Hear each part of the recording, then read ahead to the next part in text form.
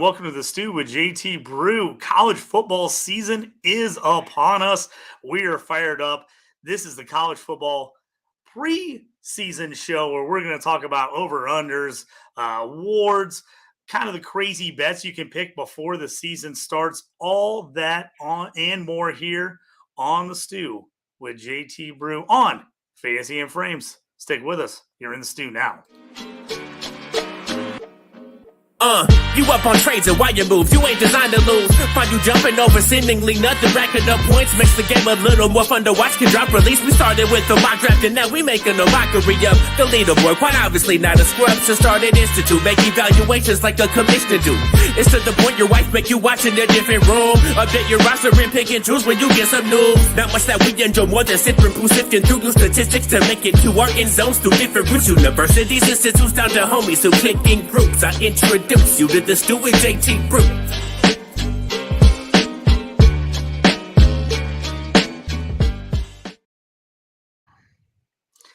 Hello, and thanks for joining us here on the Stew with JT Brew. Benny D in the house, my guy.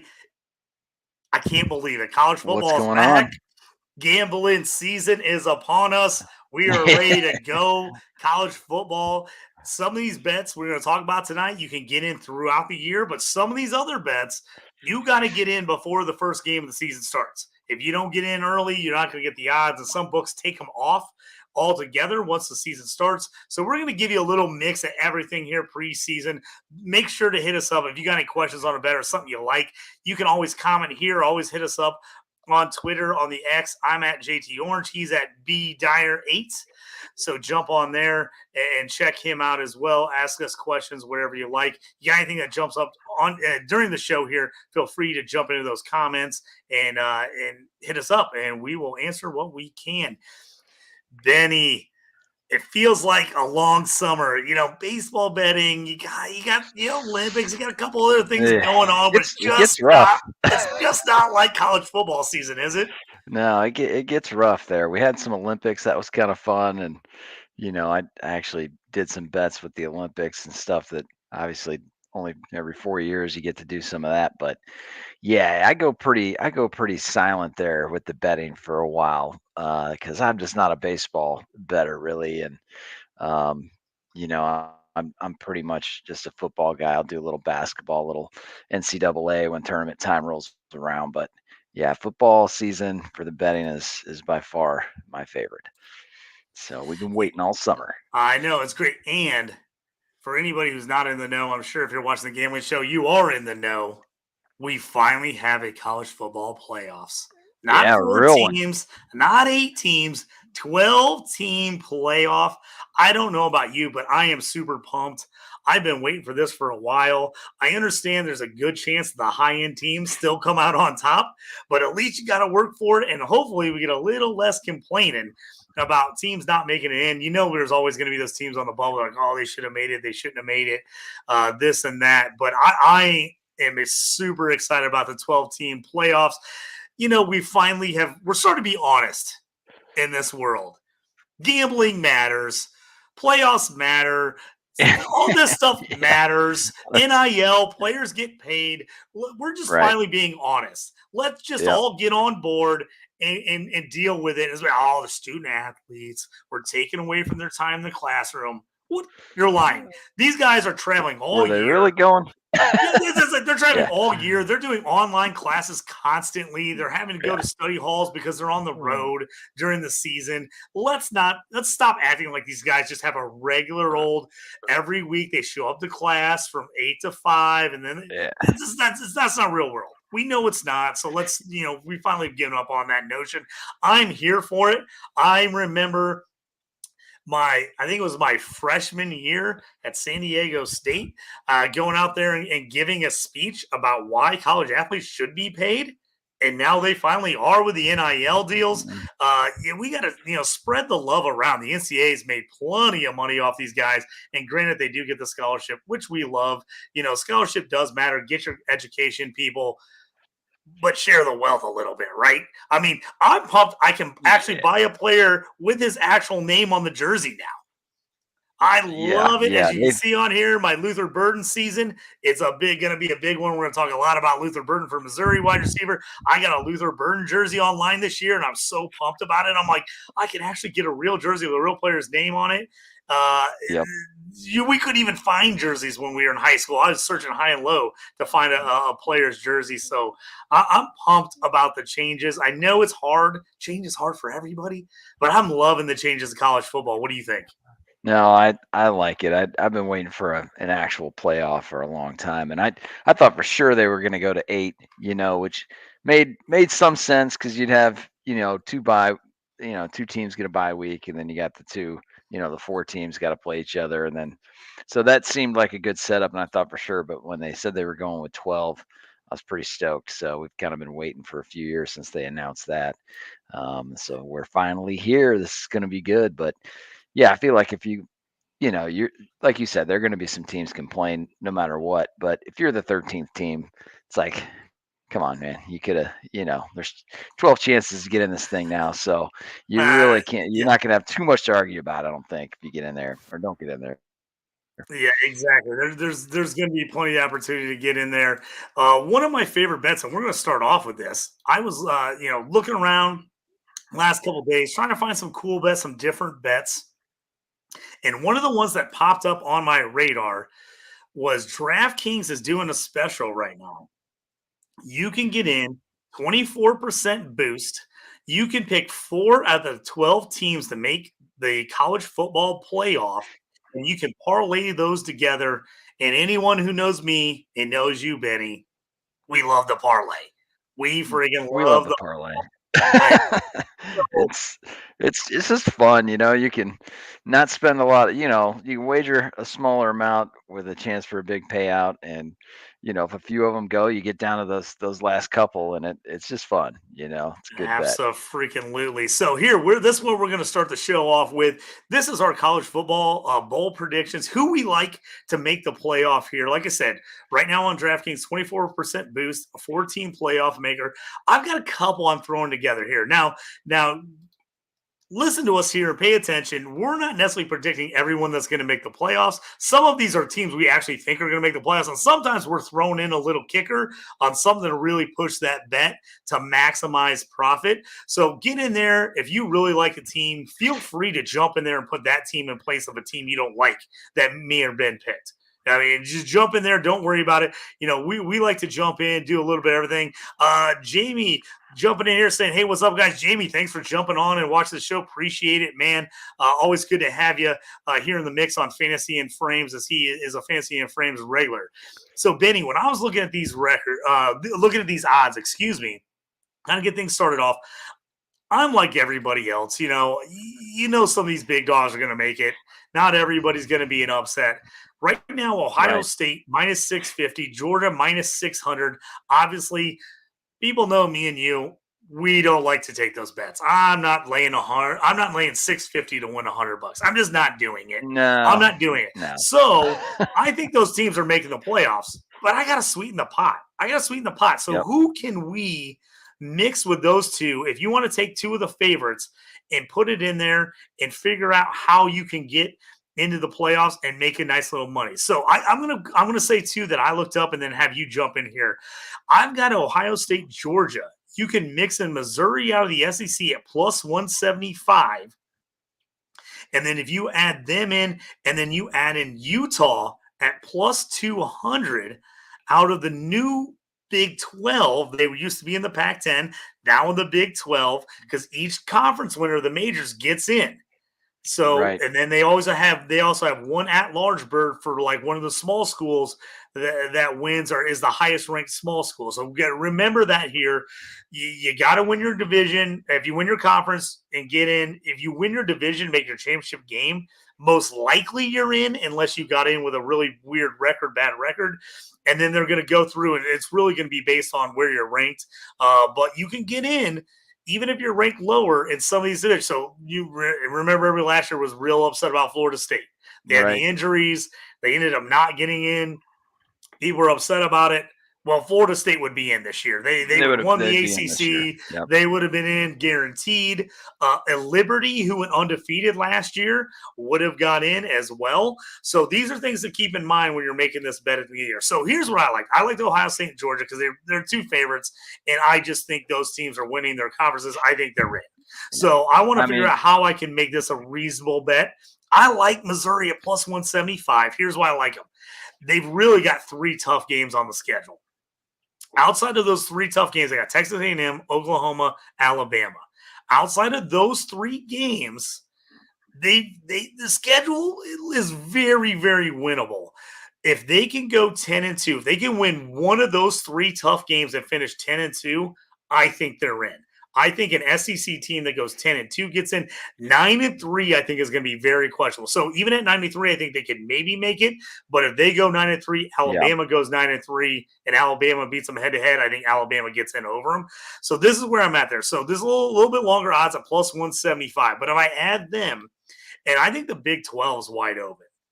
I like Utah, nice defense. Cam Rising's supposed to be coming back. If Utah gets it done in the new Big 12, they're at plus 200 right now. You put those 4 together, you're at over plus 1,000. Over plus 1,000. Now, another option, say you don't like Utah, just giving you a heads up on kind of what you can do. Say you don't like Utah, you're not 100% sure they're going to make it, or you're just real iffy. Another team I think is going to be a team in the mix is Notre Dame. Notre Dame's at are minus 160 right now. Notre Dame, again, another team, only 3 even remotely difficult games on the schedule. If they go 10-2, I think they're in. You can't keep out a 10-2 Notre Dame team. It's just against college football history. It's what if Notre Dame's even decent, they get in. So I think Notre Dame goes 10-2. I think they can win 2 out of those 3 tough games. If they get in and you substitute them out for Utah, you can still get that at plus 500. And I'm telling you, people, this is without the boost. So you can still get that at plus 500. Those are some of the ones I like. Jump in there, add some teams, get crazy. 2 teams if you really want to go for the home run, the grand slam. Mm-hmm. Throw Liberty or Texas State in there. Liberty at plus 400, Texas State at plus 1,200. I think one of them can make it. Both those teams have very winnable schedules. Really 1 or 2 even up in the air games where they might not be favored all year. If they finish undefeated, one of those teams is getting in. So that one could get pretty crazy for you there. Benny, anyone else you like kind of piling this together to get this mix of this? This again, we're talking about playoffs. 4 teams on DraftKings right now has a bonus for a parlay, play 4 parlay, plus 24% on the bonus. Benny, who do you like 4 teams to possibly get in? Okay, I'm with you 100% with Ohio State and Georgia. I think the SEC and the Big Ten are going to get 2 teams. They're both going to get 2 teams in. I think at least 2 and maybe 3. I can see both teams getting 3 in. Yep. Yeah. So, I mean, if you like Ohio State or if you like Oregon better, I think Oregon's probably getting in, if you look at their schedule. So those are 2 Big Ten teams that are probably getting in. So it just depends on how you want to mix and match those between the SEC and the Big Ten. But you might as well throw one of each conference in there to get those 2 in there. I'm with you on Notre Dame 100%. I think, all they got to do is be in the mix because it's Notre Dame. So they're going to get thrown in there. And I love your idea with Missouri. Utah is another great one. Like you said, the Big 12 wide open. There is a couple teams that are sneaky in the Big 12. I think Arizona could give people fits. So you could take a long shot with them, but you know me, I'm a Mountain West guy. I like watching the late games because I can actually sit down and watch them. So I'm all in on Boise State this year in the Mountain West. I think they're going to probably win their conference. I think they're favored in every game. They're going to have one. The one toughie is week 2 against Oregon, but if they play that, they got Oregon. That's right. Yep. And they finish with only 1 loss, I think that's a team that's going to be in. You know what I'm saying? Yeah, they're going to win their conference, and if like you said, they get 1 loss. I mean, they're probably getting in. And you can actually bet them just by themselves at plus 400 to make the playoff, which I actually did that. But you can substitute, like you said, if you want to throw Utah in there. But if you actually take Utah out and put in Boise State, you can get that same bet at a plus 797 for that 14 parlay. And then if you want to make it a 5-teamer and add Missouri, it's really getting wild, but you're at plus 2,300 at that point. So, which, what the heck, you're gonna make a small bet. It's hopefully gonna get down to the wire at the end of the season, and it's fun. So I think that's a good idea by DraftKings to put that out there with the boost and everything. It's just a fun way to start the season and something you can follow throughout the season. Absolutely. And Ben, and if you guys aren't into parlays, which we know everybody's not into parlays, I would suggest getting on there and just looking. If there's a couple teams you like to straight up, like Ben said, you can get Boise State plus 400. Like I said, there's Utah, or the real nice numbers right now are Big 12, because that might be the most open conference. Yeah. So you can get some really nice numbers, because there's a good chance that only one team out of the Big 12 gets in, unless you have two teams that have just absolute fire seasons. There's a good chance only one team gets in. So if you have a team that you like to win the Big 12, that's a nice one to throw in there. Like I said, if you got one of those small schools that you think, because that was kind of the thing, was part of the deal was like, we can't leave out the small guy. Yeah. Whatever small school team that's not in the major four conferences, whatever team's the highest ranked team gets in. So that gives you a chance with like a Liberty, who went undefeated last year. They're going to be favored in every game they play this year. Texas State is another one that a lot of people are liking. They've got a tough road game at Appalachian State, but other than that, they're going to be favored in most of their games. So there's some of those teams out there that can make a move. So definitely jump on there, check out some of those odds, see if there's anything that kind of jumps out at you and does that. The thing I was going to look at, Benny, and this one I always think is kind of tough unless you really like a long shot. And I'll bring it up here for everyone to see, and that's national championship odds. So this year, I like making the Final Four over national championship winner. I'd rather take teams that are making the Final Four. That's just me personally, but here's some of the top odds as we're looking at it now to win the national title. So if you jump out here and look at this, is on FanDuel. Right now we got Georgia plus 280, Ohio State at plus 400. Then you got Oregon 650, 850 for Texas, Alabama 1,400, Ole Miss 1,400, Notre Dame 1,800, 2,000 for LSU, and then up and up and up from there. So I always think it's tough to take these teams early on unless you really feel good about a team. If I felt really, really good about Texas at like plus 850, or I felt really good about Bama or Notre Dame at plus 1,800, maybe this is where I take them. But I typically don't jump on national championship bets before the season unless I'm taking a long shot. Because, again, these odds are going to go up and down throughout the year. Even if Georgia gets off to a nice start, everyone kind of likes Georgia. They're not going to get to minus money for a couple, 3, 4, 5 weeks into the season. Yeah. So I don't really jump on those unless I see something bigger. Kind of what's your philosophy on these national championship bets before the season? Yeah, I usually don't. I mean, this is a little bit different now with this new playoff. I think it definitely changes things, because you're not going to see these teams match up until the Final Four, and you never know what kind of upset could happen. So it does make it a little different, but I'm not really a big preseason national championship better. I don't know. I think it's a tough bet to make unless there's like two clear cut like teams that are. I don't see that being the case though.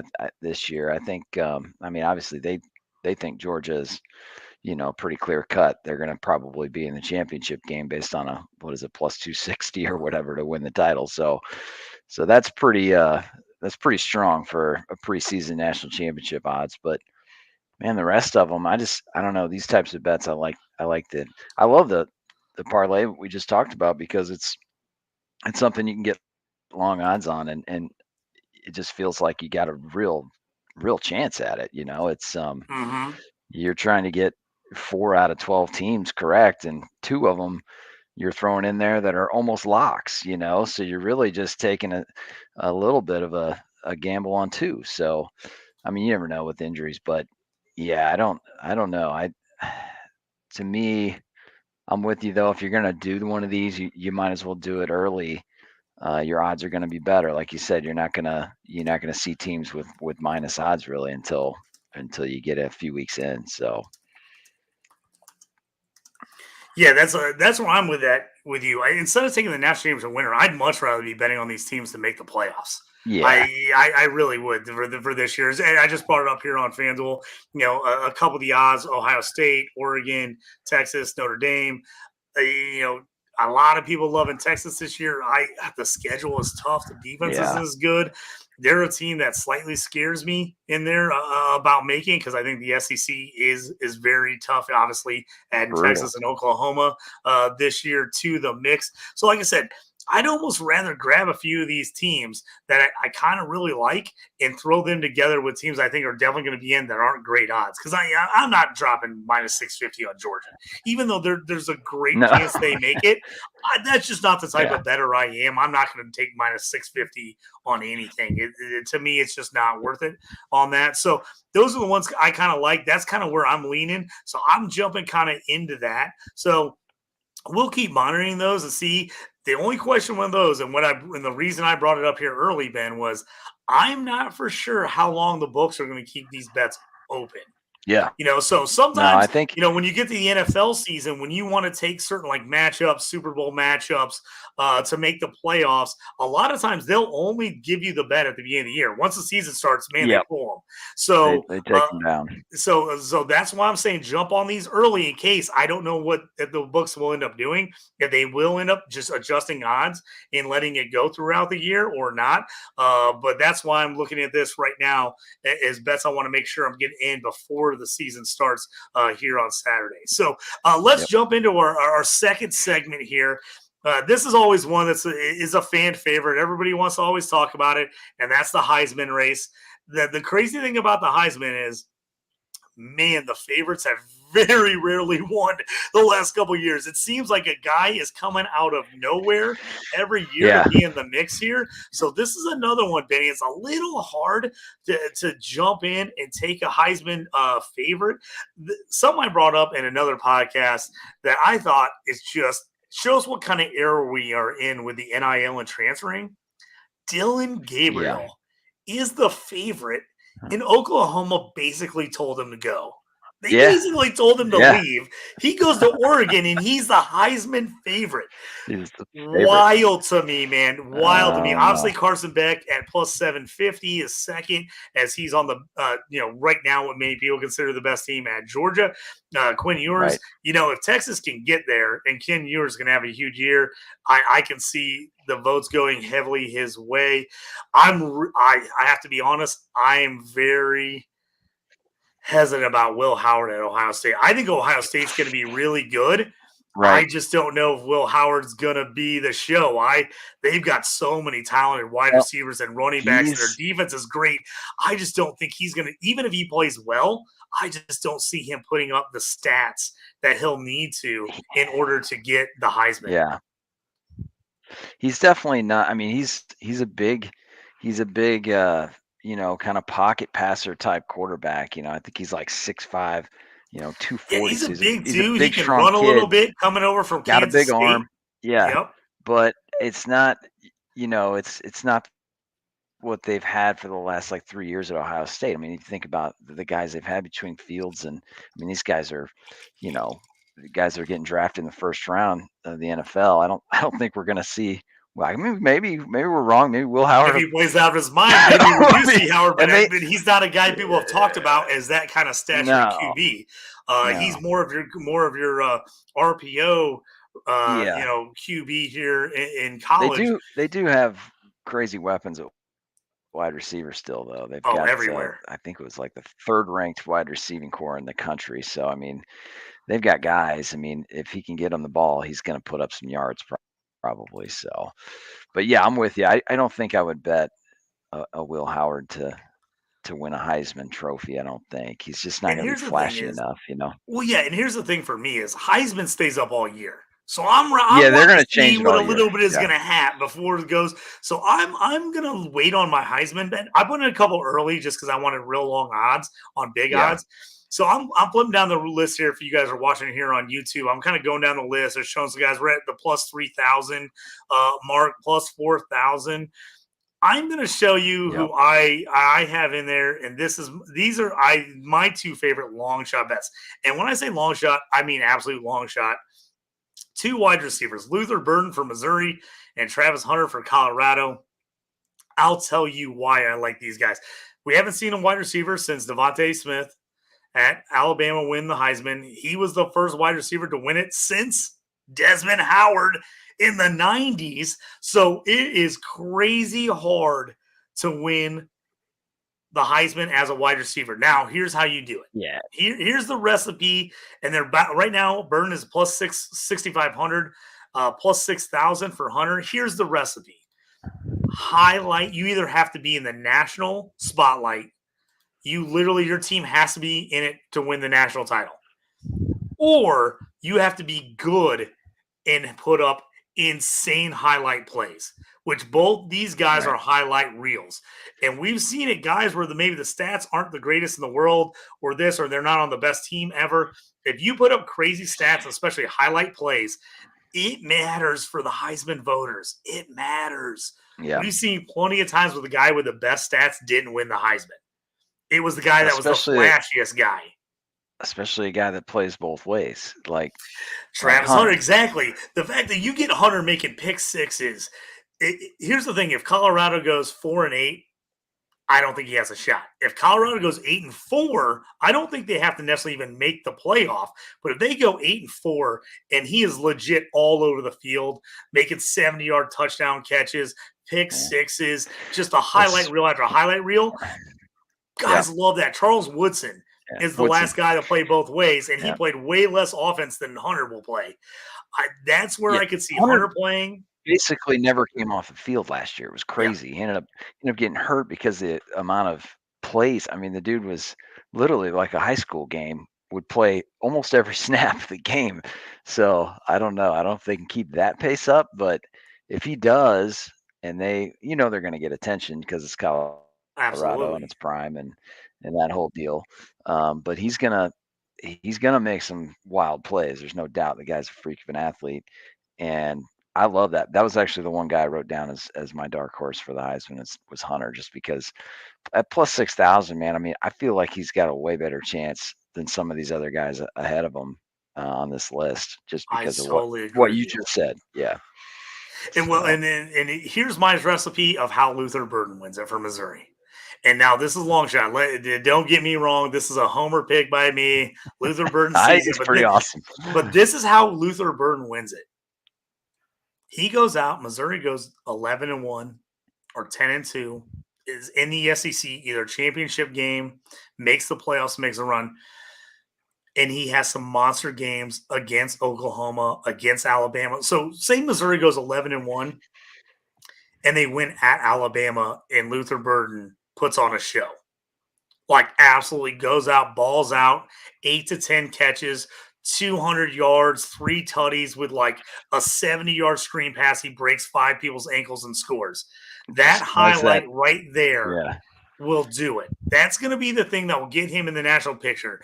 Missouri doesn't have to win the national title, but they have to be in the playoff, and he has to have big games against the big teams. So him putting up just big stats isn't going to do it. He's going to have good stats. He's going to have a great year. I love him. Yeah. He's my wide receiver 1 in this class. I think he's a first-round pick. I think he's the first wide receiver off the board in the NFL draft next year. But how he does is he has to have some big games against Oklahoma and Alabama. Those games, Texas A&M, those are the games everybody's going to look at him for. Yep. If he has big games against them, he's going to be in the mix. If he doesn't, if he comes out and has like a 2-catch, 40 yards stinker against Bama at Bama, he's out. He's out. Yep. I'm telling you right now. But if he puts a big game up, he's going to be in the mix. And here's also how you are in the mix as a wideout. You have to be a sexier player than your quarterback. You just have to be a sexier pick. It's how Devontae Smith won it. Yep. No, Mac Jones had crazy stats, but Devontae Smith was a sexier pick than Mac Jones. And so Devontae Smith won it.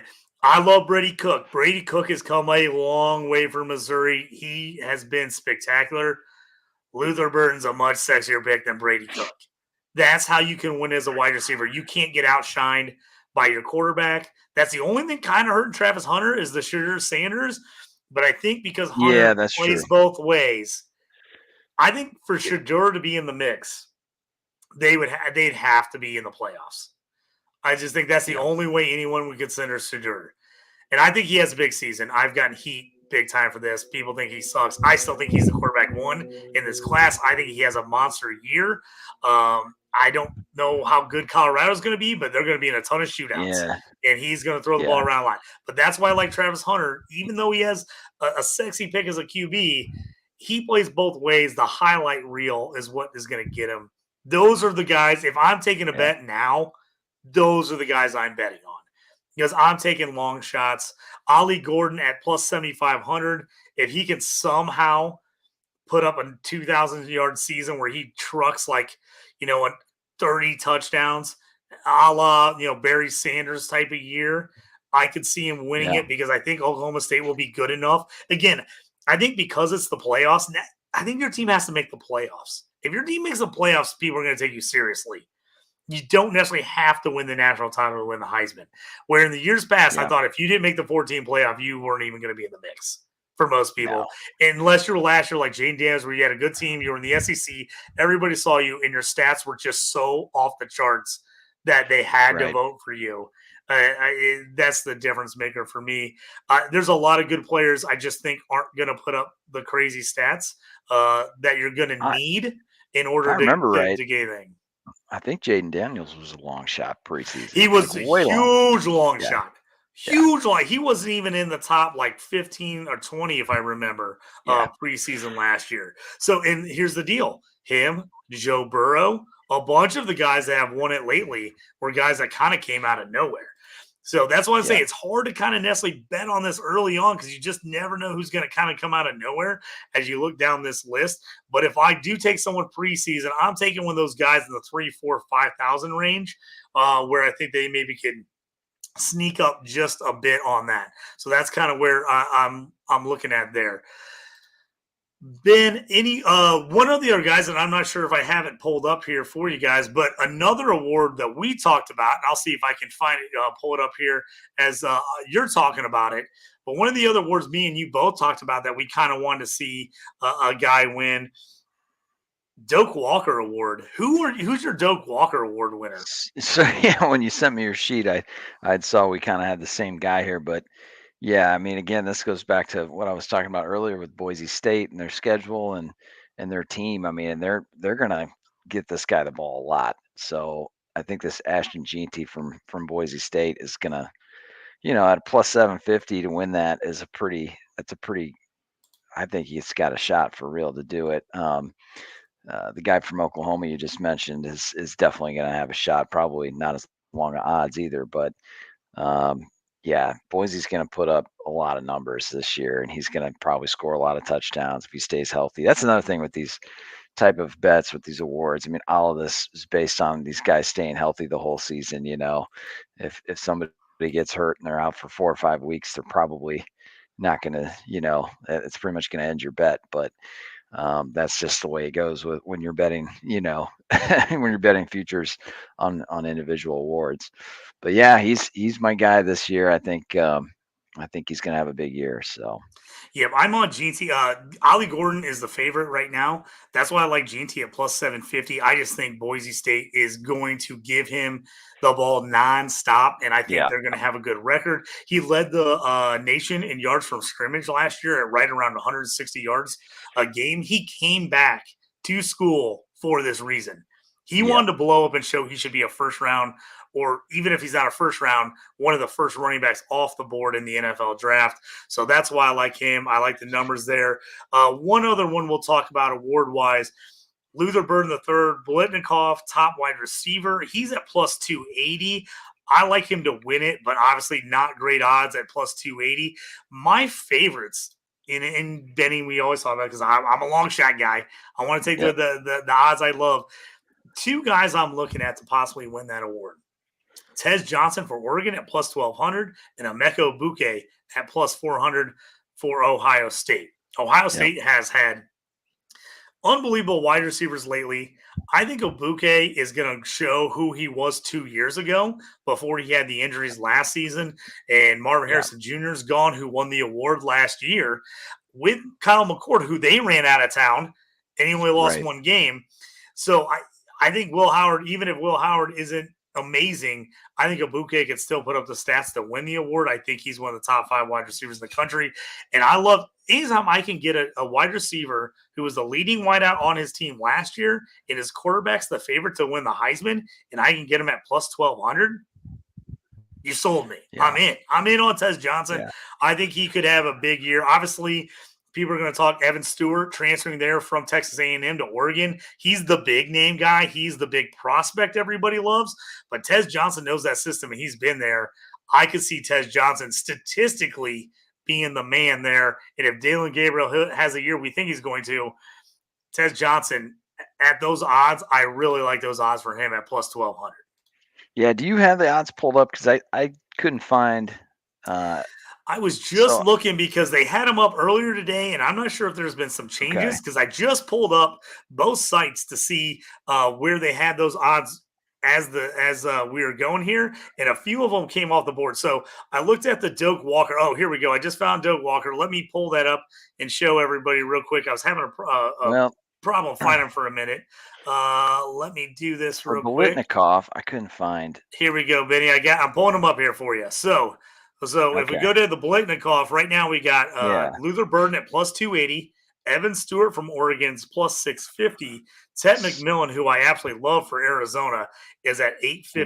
That's the guy I had. I think I saw him at 800. So McMillan, man, he's sneaky there because the Big 12 in Arizona, they are just straight up going to chuck the ball. I mean, they're going to throw it.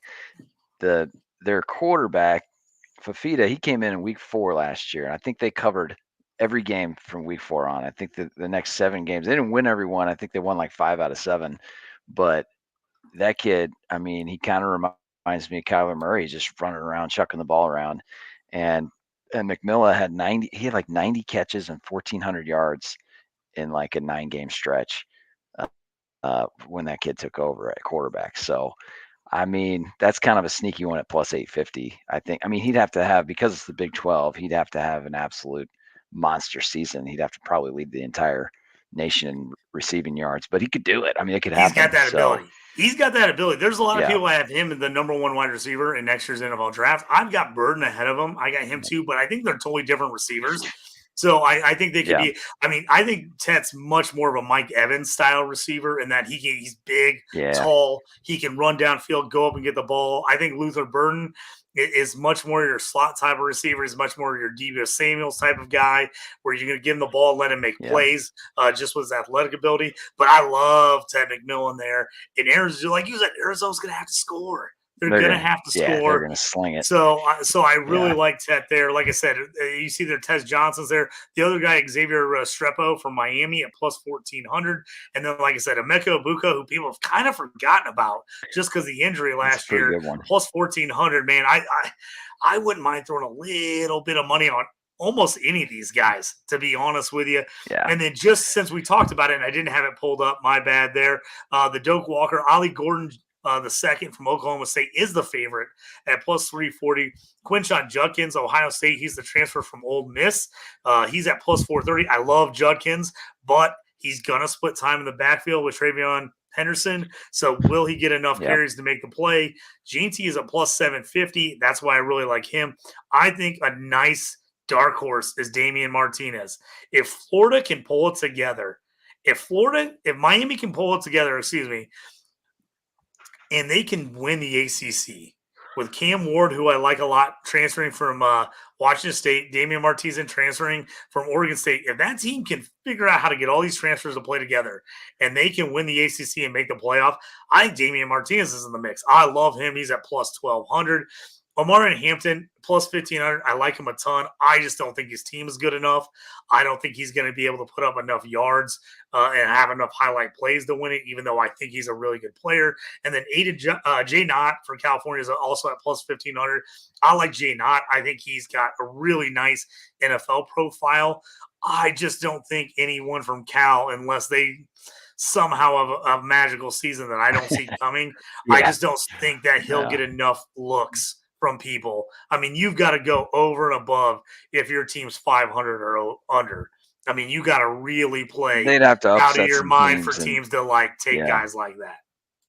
Yeah, and some of that would have to happen on big stage too. I mean, it would have to be a crazy set of circumstances probably for him, but yeah. I got one of my crazy bets, and before I answer this last one, this is kind of like a crazy bet I found, but before I answer it, we've got a couple people asking some questions that just kind of missed a few things that show. So I'm going to jump back in here and answer a couple comments.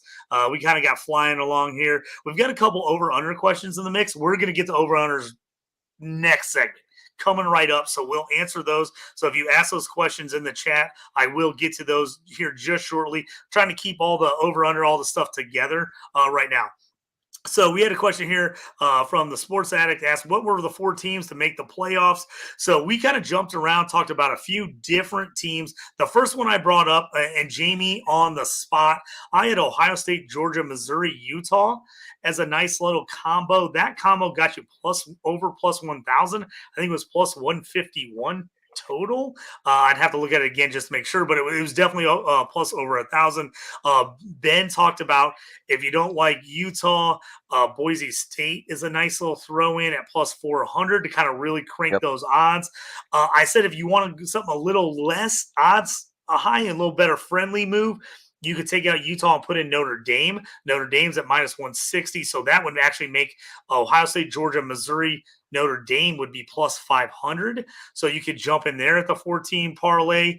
So those are a couple things. And then we talked about Liberty, Texas State, and Boise State as kind of the 3 teams that we think could sneak their way in, finishing in the top 12 in the rankings and have a really good, either an undefeated or like a 1-loss record and get in. So those were the teams we kind of talked about there. So we got those ones for you. Got the boss man Jorge saying, what's up, guys? Thanks, Jorge, for bringing us on, moving the stew with JT Brew over to Fantasy and Frames. This is our first year on Fantasy and Frames. We're pumped to be here and bringing you gambling content all season long. So thanks for having us on. We're going to I got one more kind of crazy bet that's I found here on FanDuel. Let me see if I can pull it up and show you guys. If I can't find it, I know I have it written down, but I might just do that to make it a little bit faster and bring it up. So there's a dark horse bet on a FanDuel right now. You can bet to win the national title, a team to win the national title, and someone else to win the Heisman. And it doesn't have to be on the same team. It's got a big list. So go check it out. It's under the special bets.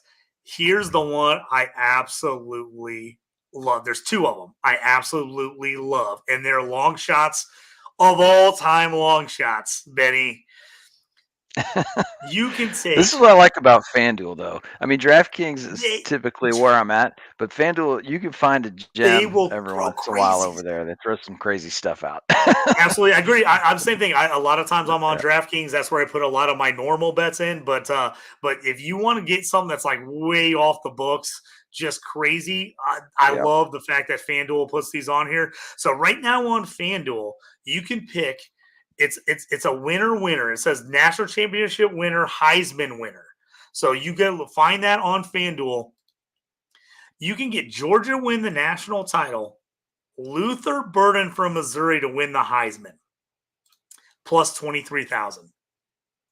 Whoa! Plus 23,000. I told you, I have it on the screen. I said it's Luther Burden season. I am putting a million different bets on Luther Burden props this offseason. I love it. Georgia gets in. Georgia, Missouri to get in there.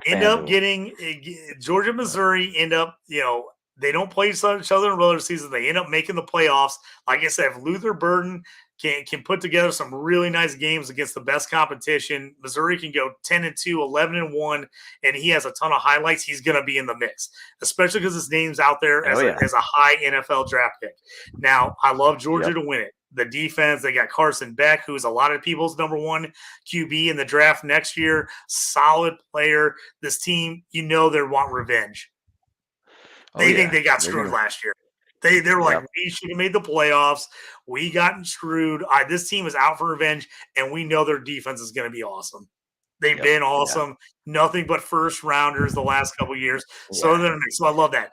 Now, to stick with it, I still have Luther Burden win the Heisman, but I have Ohio State winning the national title with Burden win the Heisman plus 30,000. Plus 30,000. Man. I mean, Ohio State has the players too. I win this bet, Benny. I'm coming to Autotown and buying a new car. Coming to Autotown, 30 G's with me. Down. Buying a new car from Ben Dyer Autotown in Champaign, Illinois. I will come out there and I will buy a new car from you if I hit this $30,000 Ohio State Luther Burden. I'm gonna put the bet in too, so I'll be. We'll both be celebrating. He's like, I won 60 grand, basically. But check those bets out. Jump in there, see something you like. They had a bunch of different matchups you could do. A bunch of different players to win the Heisman with national championship winners. Those were two that stuck out to my mind. We obviously can't go through all of them because it would take us all night. But those were two I just absolutely loved. If I'm going to go long shot, I'm going to go long shot, and that was that. I got two teams favored to win the national title, but long shot and Luther Burden win the Heisman, so I absolutely loved that bet. So get in there, take a look at that. So Benny, it's that time. A lot of people asking because this is what a lot of people want to know preseason bet. They want to know over under wins, win total. Are you taking the over? Yeah. Are you taking the under on this team winning for the full season? Couple ones just kind of jumped out. There's a million out there. So go in there, do some research over the next couple of days. We're going to give you some of our favorites here kind of in this segment. So to kind of start things off here, and I'm going to stick with my trend. Missouri, 9.5 right now. Over under wins. Like I said, I think that they got 3 difficult games. I think they win everything else. They got 3 tough games. It's 9.5. I think they can win at least one of those 3 games. They're at Texas A&M as the toughie, at Alabama, and then home for Oklahoma, which a lot of trash talk between Oklahoma and Missouri fans in this offseason. A lot of trash talk. Yeah. So that's going to be a big game. It's sold out. It's going to be wild. I'm Is that a home game? Missouri. That's in Missouri? That's a game at Missouri. Oklahoma, It's going to be wild. I love that game. I think Missouri can get over 9.5.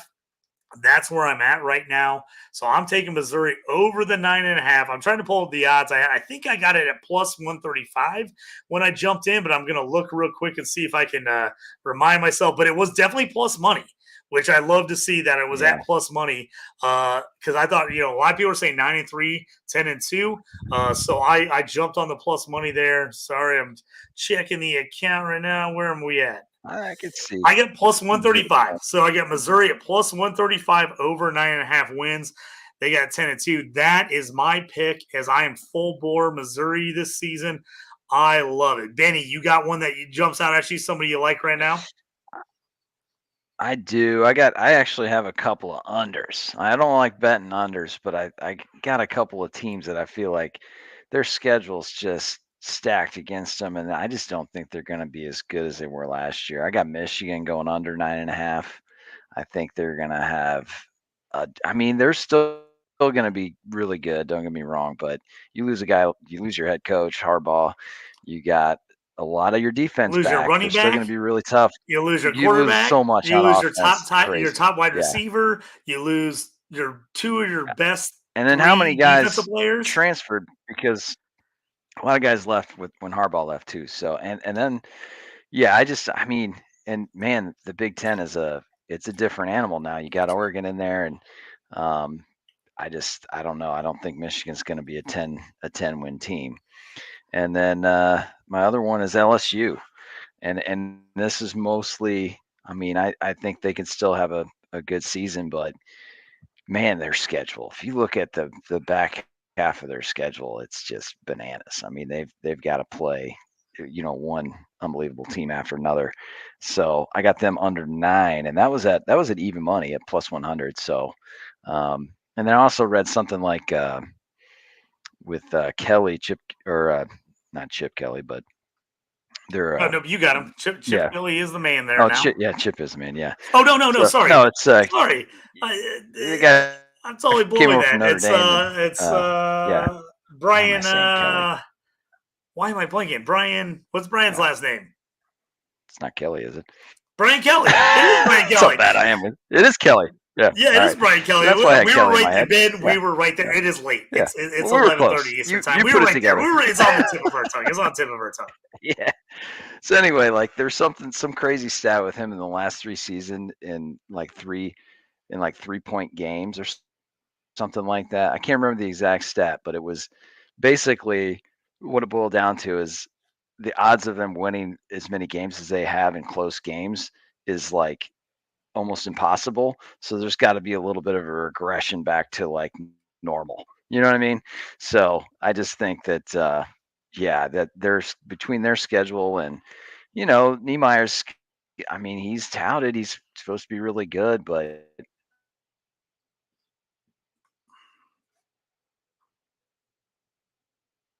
I mean, I just think 9 wins with their schedule is tough. 9 wins is tough, man, because that means they got to win 10. They can always 2. I don't think they have the craziest hardest schedule in the world, but they do got to play at Texas A&M, home against Bama, at Florida, who should be better, home against Oklahoma. They got USC to open the season, and they got Ole Miss, who's super improved. So again, even if they split those games, that's 4 losses.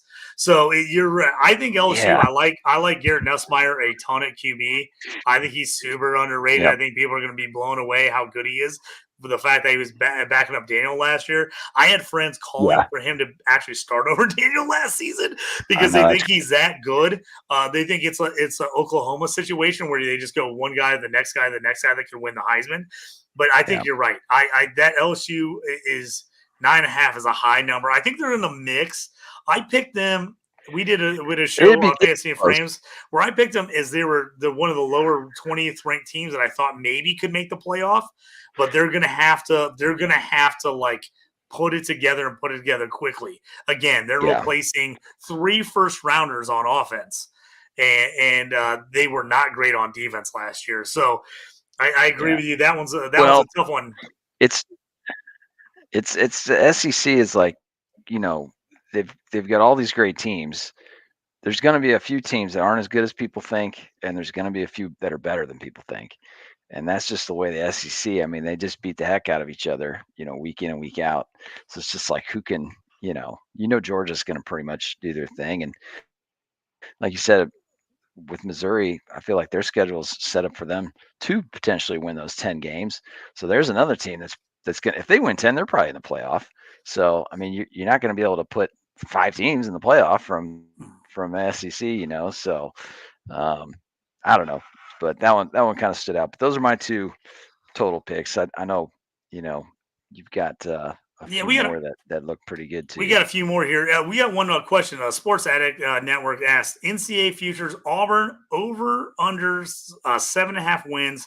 He's got the over at plus 125. I actually had a friend, Kevin Coleman from Debbie Royale. He was liking Auburn as well. I was kind of looking at their schedule, kind of figure out, because again, it really becomes down to conference schedule. How tough is their schedule going to be? They were a much improved team last year. Here's the toughie for them right now. Alabama on the road. They're at home against A&M. They're on the road at Missouri, on the road at Georgia, home against Oklahoma.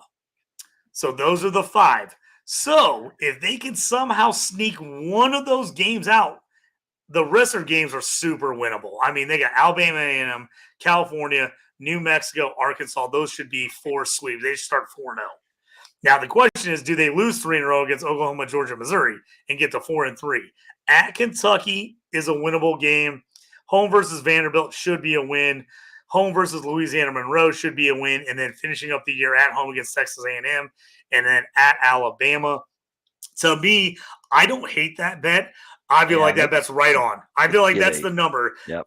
They feel like a 7-5, 8-4 team.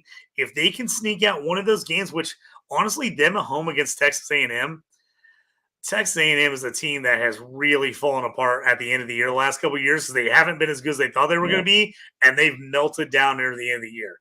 So I actually kind of like that bet, Sports. Like over 7.5 wins at plus 125, you get the plus money on that. Yeah, if they can beat A&M, even if they lose to Missouri, Georgia, Oklahoma, and Alabama, they still get it. And I love their non-conference schedule. It's cake, absolute cake. Yeah, they'll win all those games. Another one, and Benny, this is right up your alley from what we were talking about earlier. Again, from the Sports Act, he was asking about Boise State over 9.5 wins plus 100. We were looking at it. I like it. I think Oregon's the loss. If they can roll the Mountain West, they can go 11-1. The big question on that 9.5, because with Oregon, that's a loss to Oregon. Deal with this bet, though. You'd hope they just lose one, right? You could bet them to make the play. I think they could win their conference, end up with 2 losses, and still make the playoff. So I feel like if you don't think they're going to get to 10 wins, you might as well just bet them to make the playoff at plus 400. You know what I mean? I agree, because if you think that they can win 11 and go 11-1 with the only loss being to Oregon, which is going to look good if they don't get absolutely crushed by like 50, if they can somehow be in that game, maybe you do just take them to make the playoffs at plus 400, Benny. They could still screw around and lose strategy. One more. But I suppose if they're still going to cover the 9.5 too. So I mean, at even money, I just like Boise State this year, barring if their running back goes down, or they could have a tough time there. But man, they're going to be good, and the Mountain West is not, they're going to be much better than everybody. I think the Mountain West is a little shaky this year compared to past years. I really like the Mountain West. I think they were really good the last couple of years. I'm not sure about some of these teams this year. The one thing that does hurt me right here in the soul is Malachi Nelson did not win the quarterback job at Boise State. I have a ton of him in fantasy, C2C and CFF fantasy leagues. I thought he would win the job. He did not. Madsen's going to be the guy, so we're going to see how that works out. But I don't know if you can get anybody to parlay this for you, but if you could parlay over 9.5 wins and make the playoffs for Boise State, I don't know if they'll let you parlay it, but if you could, I love plus 100, plus 400. That would be kind of sweet. So wouldn't let you. I'm guessing most people will not let you do that, but I do like your idea. If you think that they can win 10, there's a chance they could win 11 and go to 11-1. And if your only loss is against Oregon and you lose by 14 at Oregon or something, like you're gonna be looked at pretty positively, I would think, on that. Yeah, and they're going to have to take at least 2 teams that aren't considered, Power 5 conference teams. I mean, the Mountain West, I would think if they had a team that was obviously the best team, won 11 games, they're going to get in the playoff, So, but to your point though, with the quarterback situation, I mean, if the starter ends up going down, they got a good backup. So former number 1 player in the country 2 years ago, transferring from USC. He was supposed to be the heir apparent to Caleb Williams at USC. Ended up transferring out and then didn't win the starting job. Hopefully, it's one of those things where the coach is just trying to get his attention and be like, "Hey, man, I need you to do more." Hopefully, it's a situation but I really do like what Boise State's bringing this year. College fantasy, if you're not playing it, jump on Fantrax and play it. I'm all over Boise State in fantasy this year. Ashley Genty, a bunch of guys I'm all over. Since we're talking about the Mountain West, I had one other Mountain West team I liked the over, and that, of course, shocker. I know everyone's going to be surprised by this one. My San Diego State Aztecs, I like the over. Sean Lewis, I thought was an absolute home run hire after Brady Hoke retired. I love Sean Lewis coming over. He's an offensive coach.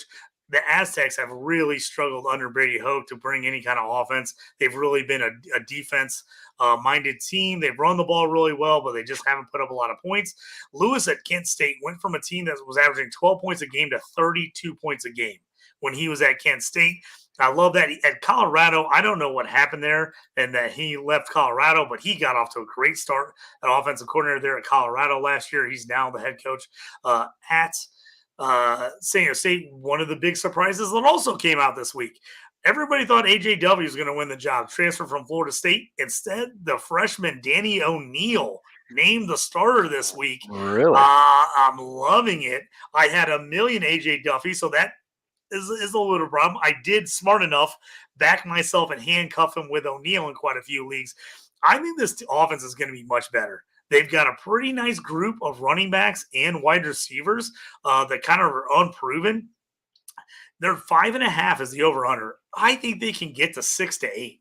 I really do. I was looking through the schedule. Yeah. I think if they play as well as they can, I think they can be 8-4. But I think this team, even if they struggle a bit and they don't win some of the games that are kind of toss-ups, I still think this team can go 6-6 and make a bowl game. Yeah, no, 100%. It's like I said, that conference besides Boise, I feel like is up for grabs. I mean, it's going to be 5 other teams that are going to be duking it out, and the team that wins the close games is going to get that extra win they need to get a bowl game, and that could definitely be San Diego State, 100%. We'll stay. It's the Big Ten. You say like, oh, let's stay on the West Coast. Well, the West Coast is UCLA, but they're in the Big Ten country now. This, I feel like, is an absolute lock. I am all over this bet. UCLA over under 5.5. I am all over the under. Chip Kelly quits as a head coach to go take an offensive coordinator job at Ohio State. That says something. Coaches don't want to be offensive coordinators instead of head coaches. Believe me. But he left. Yeah. I think the dumpster fire is ready to just explode at UCLA. Dante Moore, the top recruit they had got in a long time, ended up turning around and transferring to Oregon as their quarterback. That situation was handled terribly last year. So now they got Gabbard starting at quarterback. This team going to the Big Ten schedule now, I don't like it at all. I was going through their schedule. There feels like almost no guaranteed wins on the schedule, and they feel like a minimum 7 or 8 loss team. I think this team goes, 3. I think this team goes, 3-9 or 4-8. I don't think there's any way they get to 6. If they get to 5, I think that they played well. Eric Bieniemy, I really like him as a coach. He's now the offensive coordinator. They've left him nothing to work with there. I just think UCLA gets punched in the mouth in the Big Ten, and I don't think there's any way this team gets to 6 wins. Yeah, they're gonna. I'm with you. They're definitely gonna struggle a little bit, and Oregon proved last year that they can play with the big boys. I mean, they've got the big guys up front on defense as well. So I don't think it's going to phase them one bit, but UCLA is a little different story. They're I don't think they're going to be used to some of these defensive fronts that some of these teams are going to be bringing between Michigan State and Michigan and Iowa and just some of these defenses that they're not used to seeing. So they're gonna have a tough go, I think. Well, UCLA won with defense last year, and they lost a ton. Yeah. I mean, obviously, Latu, number 1 pick in the NFL draft for defensive player off the board in the first round, absolute stud. They lost a ton of other players on defense. I just think this is going to be a rough transition for UCLA. I'm all over the under. Let's stick to the Big Ten and take my second, actually, my favorite team to always bet the under on lately. I feel like I've become the spokesman to hate this team, and that's Nebraska. I just don't believe in Nebraska. Matt Rule is there. I actually like him as a coach. I'm shocked at the love that they're getting this offseason. Like, all of a sudden, they're going to be a good team. Now, they got Dylan Royale. They got most people consider the top quarterback recruit in the country. He's still a true freshman. He still has to figure it out. In the Big Ten, I cannot. This was my pure 100% smash last year. I told people bet your house on the Nebraska under last year. They went out week 0 and lost to Northwestern in Ireland, and I was literally just up in the air. I was like, I thought that was a win. I gave that to Nebraska as a win, and I was still taking the under. I was like, oh, if they're losing to Northwestern week 1, I'm like, this is going to be a great bet. I think they were 8.5 last year. I don't know what they finished, but it was bad. It was like 4 or 5 wins. They were terrible. They're 7.5 right now. I don't see it. Somehow, now, here's the crazy thing is they have one of the easier schedules they've had in a while, and I still don't believe. I think it actually has gotten bet up to 7.5 too, which is crazy. It started, I think it was like 6.5. It was lower. And now it's 7.5. But everybody's loved them. That's what I'm telling you. It has blown my mind. And I'm pulling up the schedule right now so I can tell you guys. Well, they walk through the schedule with you. They did rank out pretty good in defense, and I think they have a lot of guys back. But still, I don't see it either. I mean, they got UTEP week 1. UTEP, that's a win. Everyone's calling Colorado week 2 a win. I'm like, Colorado smoked you guys last year. Smoked them last year, and everyone's like, "Oh, they're going to beat Colorado." I'm like, "Okay, I gotta think Colorado's going to win that game." Northern Iowa, all right, that's a win. They're home against Illinois. I don't think Illinois is going to be great this year, but Illinois could win that game. Illinois could win that game. If you had told me in the 90s that Illinois could win a game at Nebraska, I would have told you were a complete liar. But Illinois has actually played them really well the last couple of years. So that's a game that's a toss-up game for me. They're at Purdue. That's again a toss-up game. They probably should win. They got Rutgers at home. Rutgers is way better than people think. I think Rutgers ends up winning that game. Bye week at Indiana. That's another one they should win. So like I said, starting off the season, they have one of the easiest schedules ever, and I still taking the other. So if you look at, say they start undefeated there. 1, 2, 3, 4, 5, 6. There's that 7 wins at 7.5. They just got to win one more at Ohio State. That's a loss. Home UCLA, I think they win. At USC, I think they lose. Home against Wisconsin, I think they lose.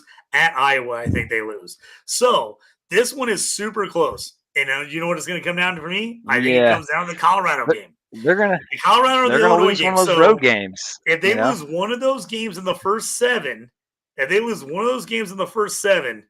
they're going to have to win at Iowa, at home against Wisconsin, or at USC to get to 8. Yeah. I just don't. They're going to trip up somewhere. They're going to trip up somewhere. It's going to be way closer than last year. Yeah. You're going to lose one of those road games with a true freshman quarterback. There's just no, unless the kid's just an absolute one of a kind, which he could be. I don't know. He's really good, but I'm not sure everybody that's around him is good enough. And I think Rutgers can beat them at home. And they got to start 7-0. So again, the schedule's easy. So I see why people kind of look down and like, oh yeah, they can get to 8. And I'm like, I just don't trust it. If it was 6.5, I could see it for sure taking that over. But 7.5, man, they got to get to 8 wins. 8 wins, and like I said, even though the schedule's easy, there's no room for any error, no room for trip up there for them. I just don't like it. A couple more games here as we have passed the hour mark. We're going to try to finish this thing up here pretty quickly. Ben, I'm not usually an under guy, but man, I did like a lot of unders this year. So we stay in the Big Ten. Texas, 10.5. They've got a brutal schedule, and they can only lose one game and cover this. And sorry, I said Big Ten. I meant SEC. First time, I just don't see that happening with Texas. Can they go 11-1 now? Is it possible? Yes. I think they're going to go 11-1. Playing in the SEC again, it's almost like the LSU thing, and now LSU schedule is not even as bad as Texas's, though. Texas, I think, is tougher even than LSU. Yeah, so you bring up the Texas schedule. So they got Colorado State. That's a win to start off. They're at Michigan. That's a game they can win, but that's a tough game at the Big House. At the Big House, defending national champs, that's a tough one. UTSA, that's a win. Louisiana Monroe, that's a win. Mississippi State, it's a win. Bye week, so easily 4-1 or 5-0 to start the year. All right, I'll give them that 4-1, 5 to start the year. At Oklahoma, home for Georgia. At Vandy's a cakewalk. Home for Florida, who will be better. at Arkansas, which should be a cakewalk, home for Kentucky, which is a game you would think they would smoke them, and then at A&M. So again, not the craziest hard schedule in the world, but that means they can only lose one game all year. You got Michigan, Georgia, Oklahoma, Texas A&M. They got to win 3 out of those 4. 3 out of 4 to get to 11. That's where I mean, I think Texas is good. I think Texas is going to be in the mix, but man, it's so tough to take when you're like, oh, they can only lose one game all year. Especially now where you feel like you could lose 2 games and still make the playoff. So it's not like before where it's like we can't lose. You know what I mean? It's almost like, I'm not saying teams aren't going to probably think about it that way, but that's just human nature. It's like, you know, we're not out of it. We're not out of it. 10-2, we're still in it. Yep. Yeah. So I don't know. I'm with you, man. I think Texas is good. So don't, Texas people out there, don't think I'm a Texas hater. Man, when you can only lose one, they're going to be good. When you can only lose one as a better, that makes me real nervous. Sports Addict coming with us again, bringing us the knowledge. FanDuel has Nebraska right now at under 7.5 at plus 118. Fanatics has them at under 7.5 at minus 105.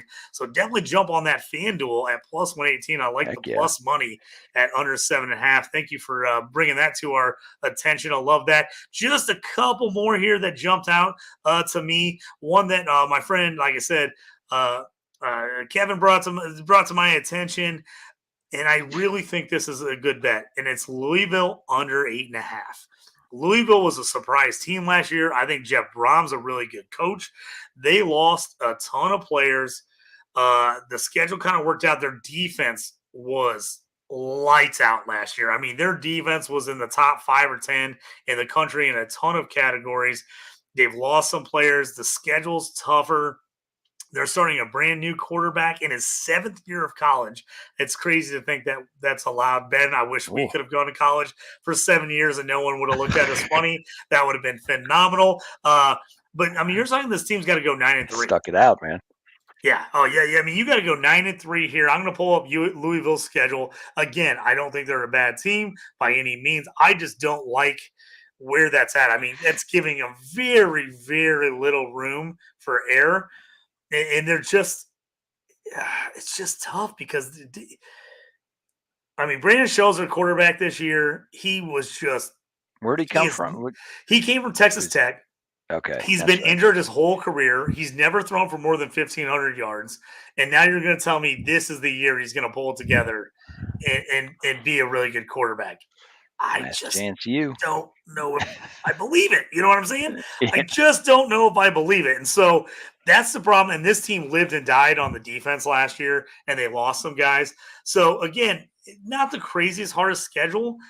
The ACC is really up for grabs, but they got to win against an improved Georgia Tech team at home. They're at Notre Dame. I would call that a loss. They're home against SMU. That's going to be close. SMU might be favored there. They're at Virginia, home for Miami, at Boston College, at Clemson, home for at Stanford, home for Pittsburgh, at Kentucky. I think that Kentucky game is going to be super close. I think at Clemson is a loss. Going to be better too. I think Miami is a loss. So I think Notre Dame's a loss. So if you get Notre Dame, Clemson, and Miami losses, that's 3 right there. That's 9-3. They have to win every other game. That means they have to beat Georgia Tech, have to beat SMU, have to beat Pittsburgh, have to beat Kentucky. It's close for me. I feel like this is a great line. 7.5. I feel like 8.5 is right there. I just think this team ends up going. I think they end up at 7 or 8. They have no room for error at 8.5 to get to 9-3.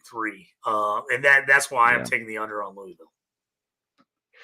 Yeah, and I think the books tend to they tend to lean towards knowing most people are going to bet overs on these totals, especially if Louisville's your team.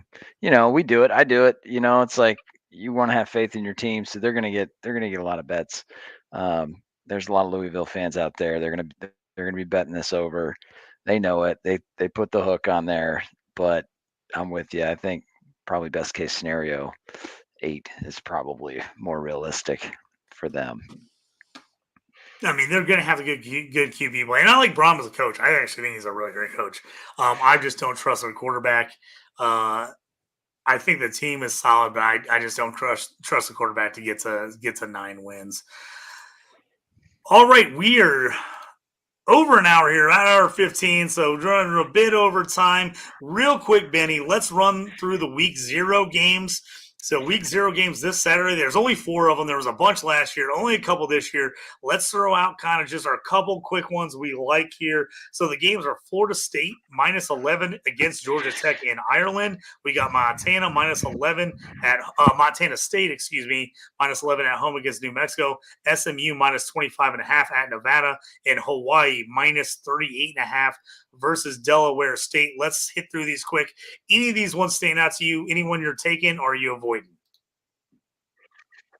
Well, we're taking that Hawaii over, or at least the team total over. That's just tradition. Whether it's actually going to hit or not, I don't know. But that's what we do because it's the last game of the night, and that's just fun bet. I mean, these are tough ones for week 1 because they're not really teams, that I could see SMU rolling. I could see them. I hear you there. Nevada was terrible last year. They're 2-10. They're usually not this bad. I think Preston Stone wants to get off to a good start. On the road has me a little nervous. On the elevation road there, Nevada 25.5. But if I'm jumping on 2 games this week, if I'm like, you got the itch and the preseason bets aren't enough for you, you want that live action. I'm getting on a 2-team parlay. That's probably what I'll do is bet it live. SMU 25.5, Hawaii -38.5. Delaware State is a terrible FCS team. They were 1-11, 1-10 last year. They're just notoriously one of the bottom feeders in the league. Hawaii, I think, is solid. They're not the old Hawaii that we used to love. Those Rainbow Warriors always saving us late on Saturday nights, but I think they have enough firepower to put this one under. I think they win 38. I think they cover that 38.5. And SMU at Nevada, I like SMU. I think their quarterback is really good. I like Preston Stone a lot. I think SMU, they really push to get in the new conference. I think they want to prove that they belong. They should blow out a team like this. Those are 2 teams I think will absolutely run it up if they get the chance. I don't think they're going to slow down. So those are the ones I like. Florida State, I'm not in love with Florida State. I actually think Georgia Tech keeps it close. If I had to, I'm staying off that game. But if I had to, I'm probably taking Georgia Tech to cover. And I'd wait to see if it pushes high, like maybe up to 13 before the game starts. Then maybe take Georgia Tech. I don't love it either way. And then the Montana State game is just wild. Montana State, the old 1AA, they're a top 4 team. You almost never see those teams favored against, the upper echelon teams. But New Mexico, they've been bad. New head coach. I think they're going to be improved. It's -11. I think that's going to be a good game. I think Montana State pulls that out. But man, -11 seems like a lot to me. It really seems like a lot. So I just don't trust New Mexico enough with a new head coach. A road game. Road game at New Mexico. Game. Yeah, so that one's a toughie. So I'm probably avoiding that game. I'd take the points if anything. Yeah, it's a tough. I like New Mexico's quarterback. Don't get me wrong, I got him in a lot of places. But I just it's tough there. I don't love it. So if I'm going anywhere on this week, I'm going Hawaii and I'm going SMU to cover. Ben, are you on the same boat there?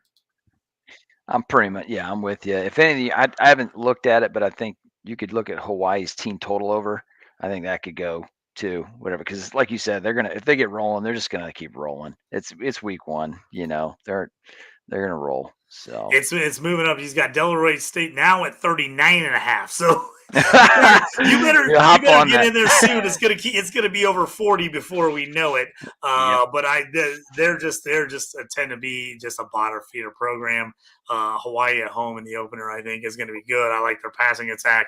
So Those are the ones there. So that's going to do it for us here as we've run a little long here. Make sure to check out us all season long. We will be here Tuesday nights, most likely 10 o'clock, 9 o'clock Central Time. Ran a little late on the hockey podcast tonight, but we'll be here usually between 9 and 10 Central Time.